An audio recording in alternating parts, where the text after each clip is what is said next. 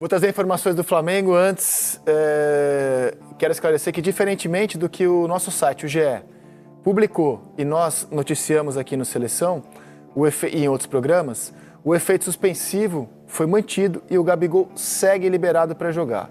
Lamentamos pelo erro e peço mais informações do Flamengo com o repórter Duda Dal Ponte. Duda, bem-vinda ao Seleção. Oi, Rizek, muito boa tarde para você, para o PC, para o Serginho, para o Roger, para todos que nos acompanham. É isso, o Gabigol segue liberado para jogar pelo Flamengo. Hoje mais cedo o clube foi notificado oficialmente pelo CAIS, a Corte Arbitral do Esporte, de que o recurso foi anulado por um problema na intimação de uma das partes envolvidas. O atacante do Flamengo foi condenado aqui no Brasil pelo Tribunal de Justiça Desportiva Antidopagem a 2 anos de suspensão por tentativa de fraude em exame antidoping. E por isso recorreu à Corte Arbitral do Esporte, que é a última instância da Justiça Desportiva. O CAIS, então, anulou aí o recurso, mas manteve o efeito suspensivo, que foi concedido em abril e que permite que o Gabigol continue jogando até o julgamento de um novo recurso. Então hoje o Gabigol viaja para Brasília porque amanhã o Flamengo enfrenta o Criciúma no Mané Garrincha. Hoje, mais cedo, eles treinaram aqui no Ninho do Urubu e daqui a pouquinho, às 3 da tarde, toda a delegação vai sair em direção ao aeroporto para viajar para Brasília.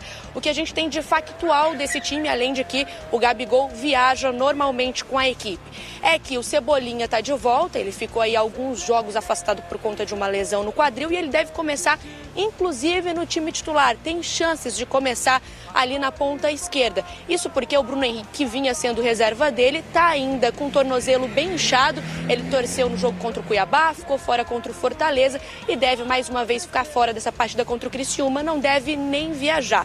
E também quem não vai viajar é o volante Alan, porque ele está suspenso pelo 3º cartão amarelo. Inclusive a gente já viu ele saindo agora há pouco aqui do CT, já foi para casa dele, porque não vai viajar para Brasília com todo mundo. O que a gente pode dizer também de reforço, né? O técnico Tite vai ter a volta dos 4 uruguaios que estavam na Copa América. Ele teve do Pulgar antes de a Copa América terminar, porque o Chile foi eliminado na fase de grupos e aí estava esperando o retorno dos uruguaios. Eles retornaram para o Brasil no começo da semana e na quarta-feira já começaram a treinar. O único que teve um pouco de problema na Copa América foi o Vinha, que teve um desgaste muscular, mas ele foi acompanhado pelo Flamengo durante todo o período de Copa América, então os 4 estão treinando normalmente. Varela, Vinha, De La Cruz e Arrascaeta, e fica a expectativa para ver quais deles vão começar aí no time titular. O que a gente imagina também é que o Wesley deve seguir na lateral direita no time titular, ele foi bem nas chances que teve e deve seguir assim contra o Criciúma. Então essas são as novidades aí, o maior reforço do Tite é realmente o quarteto uruguaio e também o Cebolinha, que deve voltar ao time titular. Rizek. Obrigado, Duda. Bom trabalho para você por aí. Até a próxima no Seleção. E o Flamengo terá, a partir da próxima rodada, os jogadores que estavam disputando a Copa América. O Flamengo perdeu 5 atletas por até 9 rodadas. Os uruguaios se ausentaram do Campeonato Brasileiro por 9 rodadas durante a Copa América. E a gente pediu um levantamento para o espião estatístico sobre como ficou a classificação desse período. Se fosse um campeonato à parte, 9 jogos com os desfalques da data FIFA, São Paulo perdeu o Rafael, o Furacão perdeu o Bento, que agora vai jogar na Arábia Saudita. Soteudo, Vila Sante. Né? Então a gente pediu uma classificação assim, desses 9 jogos e o resultado está aqui na sua tela. O time que mais somou pontos nesse período foi o Palmeiras, 22 pontos, aproveitamento de 81%. O Botafogo, que perdeu o Savarino, somou 20 pontos em 9 jogos, aproveitamento alto, 74%. E o Flamengo, que foi o que perdeu mais... O Botafogo perdeu o Savarino? Perdeu. Foi, pra Venezuela. Pra Venezuela. É que ele voltou antes do Soteudo. É que ele voltou antes, por isso que no domingo ele estava jogando... Ele estava jogando e marcando contra o Galo no domingo, então mas o Soteudo... por isso. Isso aí. E o Soteudo estava na praia, na verdade. É que o Soteudo dá a impressão que a Venezuela jogou até a final. Demorou para voltar, o Savarino já voltou. É o calendário Soteudo. É o calendário Soteudo, sim.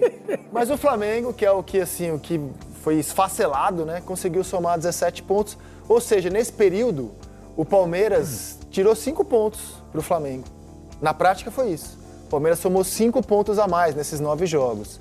O Cruzeiro somou 16, o Bahia 16, Fortaleza 16, Vasco, São Paulo 14, Vitória 13, Criciúma 12, Atlético Paranaense 12, Atlético Mineiro 11, perdeu o Arana. Juventude, Bragantino, Cuiabá, Internacional, que perdeu também, né? Ficou sem Correio e o Valência. O Valência e o Rocher, o seu goleiro titular. O goleiro. O Corinthians perdeu o Félix Torres, mas não é isso que explica a baixa pontuação, evidentemente. O Grêmio somou 5 pontos. Perdeu o Soteldo e o Vijaçante. O Fluminense sem o Arias. Somou 2 pontos, já estava ruim e não melhorou em nada, perdeu o Arias. Agora, quem mostrou a força do seu elenco foi o Flamengo. O Flamengo mostrou a importância de ter um elenco qualificado e capaz de dar respostas quando exigido, porque o impacto maior para todos esses clubes. E mesmo assim, o Palmeiras, que perdeu o Gustavo Gomes, tirou 5 pontos. Sim, mas o Flamengo teve um desempenho nesse período de Copa América que muito provavelmente até rubro-negros não imaginavam que poderia ter. Perdeu para o Juventude no Jacone. O Juventude está invicto no Jacone. A grande questão se a gente fala isso 2 rodadas atrás, aí praticamente seria perfeito, né? O problema do Flamengo é que ele caiu agora. Deixou de pontuar 5 pontos em casa contra Cuiabá e contra o Fortaleza. Pois mas são esses 5 pontos de diferença do Palmeiras. Então, mas esse Fortaleza foi o mesmo que perdeu do Vasco em São Januário. E que em rodadas anteriores... Vamos colocar os jogos do Flamengo aqui na tela. Ganhou de 3-0 do Palmeiras. Sim. Bota na tela os jogos do Flamengo. Aqui estão os jogos do Flamengo durante esse período. Derrotou o Grêmio 2-1, empatou com o Furacão, derrotou o Bahia, derrotou o Fluminense, perdeu do Juventude. E ali o Flamengo perde completo. Porque o impressionante como em Caxias o Juventude tem essa vantagem sobre o Flamengo. Derrotou o Cruzeiro, derrotou o Galo. Aí num jogo espetacular contra o Atlético Mineiro. E aí para por aí, teria sido quase perfeito. Aí essas 2 últimas rodadas... os 5 pontos... Dá um desânimo, né? A gente mas ali o desgaste começou a bater, a cobrar a conta, né? Contra o Cuiabá. Eu não considero já há algum tempo você perder para o Fortaleza um resultado absurdo. Muito pelo contrário. Não, em casa, né? O nível de competitividade que o Fortaleza... Agora, 2 adversários que estão no andar de cima da tabela... O Flamengo venceu, o Bahia e o Cruzeiro. O Flamengo saiu atrás no marcador. Quer dizer, ainda que o Palmeiras tenha tirado 5 pontos, você acha que poderia ter sido ainda pior diante dos desfalques? Então, o Flamengo, o fato dele ter se mantido ali na parte de cima foi positivo para o Flamengo. Elenco. Eu acho que nós... Agora, eu acho que isso aqui dá argumento, para o Flamengo falar até o fim do campeonato, bota de novo. Durante a Copa América eu perdi 5 titulares e isso me fez ficar 5 pontos a menos que o Palmeiras. O Flamengo pode repetir isso. A gente não tem nenhuma garantia. E vou te falar, de não que chamaram com os titulares, Pedro por causa disso também, na ser. seleção brasileira. Merecia. A gente não tem nenhuma garantia de que o CBF Flamengo... não quis comprar essa briga. Pode ser. A gente não tem nenhuma garantia de que o Flamengo somasse mais pontos. Essa garantia não existe no futebol. Mas o Flamengo agora vai poder pegar essa classificação que o espião estatístico fez pra gente e vai poder dizer, aí, eu perdi 5 titulares e isso fez o Palmeiras abrir 5 pontos. Eu acho que a gente superestimou e segue superestimando essas perdas. Ô louco, Serginho. De La Cruz, Arrascaeta. Não, eu estou dizendo o resultado. Porque o desempenho do Flamengo antes das perdas não é um desempenho tão diferente do desempenho do Flamengo com as perdas. É parecido. Parecido, realmente é. Palmeiras também, o Palmeiras deu uma melhorada, só que aí melhorou porque perdeu o jogador? Não, melhorou porque deu uma acertada no time, porque Você não acha isso dá um argumento para o Flamengo? Porque o Endrick sai e o espaço do Estevão fica mais confortável, quem diz isso é o Abel, o próprio Abel diz isso. Então, assim, acho que a gente, talvez no intuito aí falando que o Palmeiras melhorou porque o Endrick sai? Não, eu não, o Abel. O Abel disse... Não, ele não disse exatamente isso. Ele disse, mas parece que a pergunta foi feita numa coletiva assim, mas parece que o Palmeiras até melhorou com ele. O Abel riu e disse, olha, o problema é o seguinte, eu tinha 3 jogadores que disputavam a mesma faixa de campo. O Rafael Veiga, o Endrick, 4, tá? E mais o Luiz Guilherme e mais o Estevão, né? Então, tinha um acúmulo e o Estevão não estava achando o espaço dele. No momento que saiu o Endrick, e cai muito, caía pelo lado direito, o Estevão deu uma desabrochada, ele melhorou mesmo. Eu prefiro imaginar como seria Endrick e Estevão desabrochados juntos, porque uma hora eles iam jogar juntos. Não, mas eles já jogaram juntos. Isso já vai ser jogavam, mas não estavam andando. Esses dois juntos, né? Cara, assim, eu insisto, eu não tenho como garantir que o Flamengo somaria mais pontos. O que eu tenho como garantia é que o Flamengo ganhou um argumento.